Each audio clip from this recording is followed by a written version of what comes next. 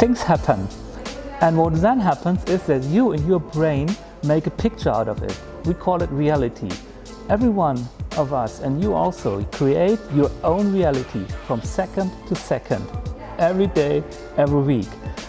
And please don't forget that you are able to create your own reality. You are on choice. Which sense will I give this, what is happened here? And this is a really important thing. If you forget that, you lose freedom. Because freedom is something happens and then you react. And between interaction that happens and what you do out of this point, this really flat rate is freedom.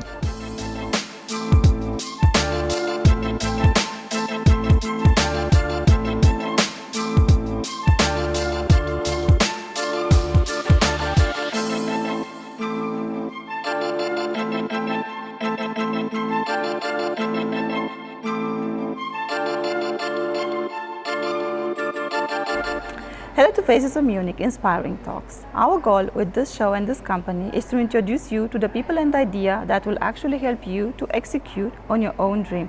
Our guest today is Frank Scheele. He is a versatile entrepreneur, coach and tax advisor on special topic. He is the CEO of his successful company and helped in the last 30 years over 800 customers to save money and to streamline their workflow. Hello Frank. Welcome to Faces of Munich and thank you for being here today and sharing your story with us and our audience. Thank you also. Frank, you are a self-employed, an entrepreneur for over 30 years. Why did you build up a company and what drives you today after 30 years? It's the same thing that me drives than 30 years ago. My biggest value is independence, to be independent, and I also have a mission in my life. And with self-employment I can connect both in a perfect way, and it's really fun to be self-employed. These are the reasons. So you had helped in the last 30 years even more than 800 customers. Who is today your ideal customer and why? The why is really simple. I love to be in a communion with the people. This means that we in a spiritual way and in a value way together and work together on eyes highs. And for that, my customers find me. And for me it is really important that I find them interesting, that they interest me. And then we have this relationship in communion and work together. So I have some Swedish companies building up sales companies in Germany, and also many solo entrepreneurs, interesting people with interesting work, and we work a little bit together with that. These are my perfect customers. So you're working very close together with your customers. Yes. And what makes for you a good customer relationship and how do you keep that? In a way we find to trust each other. And it's really simple to do that, but it needs the first jump, let's say that. And I have a very good gut feeling, and I've never asked questions about that. I just do what I think, not really think, but what my gut says. Some weird things come over it, but the people like it. Because in a way it is very honest, and then we became a trusty relationship. You've been for over 30 years an entrepreneur, as I said before, a successful entrepreneur, and you moved from tax accounting to business coaching and also to other areas. It was for sure also for you not always easy. Being an entrepreneur is a bumpy way. What is from your point of view that one successful ingredient or that secret ingredient that made you successful? My curriculum vitae is not straight, and this is for a reason. In the beginning I didn't know this reason, what happens there, why do I do those things. Now in retro perspective I can say you what I did. every time in my way, I did things with my gut feeling, things I feel connected to. So I'm a trained retail salesman. After that, I was a substitute in a food market, and after that I go studying industrial engineering and management science, and this is, if you look from outside, it's very far away. Yes, yes. But it isn't. For me it was not. It was my way, and I just follow those ways. And this is also my secret ingredient, that I just follow my gut feeling without mistrusting this feeling. That's nice. You started in a completely different area. Now you're tax accountant, a tax advisor actually, in special topics. So how was the transition from being a trained resales manager to a tax advisor? I'm really interested in huge, complex topics and questions. And these questions are ended in the food market. Unless I understand what happens there, how it happens, and I really enjoyed the connection to the people there. This is one of the reasons I did that.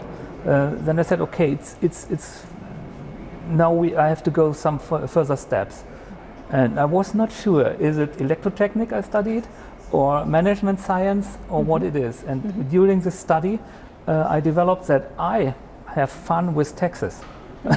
Don't ask me why it is so, it is. And I've still fun with tax, because taxes are highly complex and changing everything is a system, and I have really fun to see this red line, to understand what people are having problems with, and heal them in a way that I really understand what they want, not putting my picture on them, because it's really interesting for me to really getting out of what is the picture of the people they have, and then finding a red line through the problem, through these relationships, and with that we can work together on problem solutions. They said this is perfect for me. That's great. I totally agree with you. Taxes are a very fascinating topic, and it's really every day you can learn something new on it.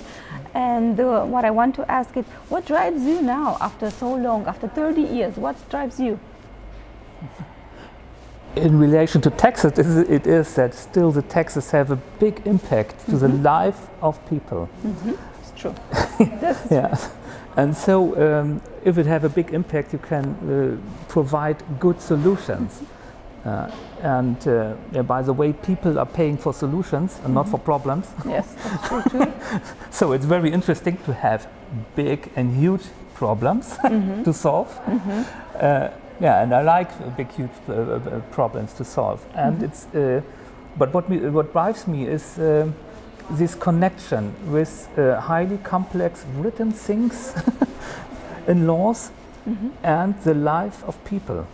And there's a connection, and I try to make life better, that they feel better, that they really said, okay, this is what I want.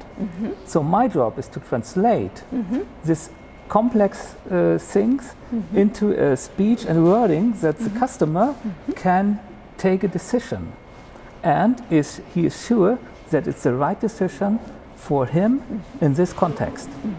And mostly it works. For young entrepreneurs who just start a business, what are 3 tips, valuable tips from your experience that you would like to share with us and our audience? Yes, 3 tips for that. It's hold the pace, and this means keep on track. 1 week longer than you think that you can. And this is in a strategic way. You have values, you have a mission, and hold the pace with this mission. This is a strategic view. And then in the tactical view, it's the second tip, make plans and don't hesitate to take them upside down, immediately, fast and often. This is the tactical way to do it, second tip. And the third tip is trust your gut feeling. Your gut feeling knows exactly what is right. Just do it. Even if your brain said this is weird to do that. Okay. Just do it. Okay, Follow just it. do it. That's a nice slogan, just do it. Do you recommend young entrepreneurs to be prepared, like when they build up a business, to have a financial planning or stuff like in the business plan, or test the idea to have a plan B or something like that? I've ever had plan Bs, much of plan B, C, D and E. And I think it's important to have so. At the other hand, I think you should have much freedom in what you do. So this What is do what you mean with freedom? Excuse me for interrupting. Yeah, no problem. Plans are like lanterns for drunken people. They give you a little shiny light, but you can't see the whole way. But it's a really good feeling to connect to this light in the evening as a drunken people, and so this is like a plan. So you can get a little bit secureness with having a plan, but at the other hand, as I say in the technical view, just put it button up very fast, quickly and often. This gives you freedom. My first business plan was, I've got 40,000 D-Mark at this time, and this will lead me to 6 months in the future. And if I get customers in the 6 months, if I get money, I will longer the time. That's why I'm standing here. And this is a very good business plan. Just to say, okay, how long did it last? And then follow your gut feeling. So we are almost at the end of the interview, and I want to know why should I pick you and not a competitor of yours? Because I'm unique. My customer finds me and we get in connection and we both know it might fit. And my second name is diversity. So it will work. That's nice. Thank you very much, Frank, for being here today and for spending your time with us and sharing your impressive story with us. Very happy to have you here.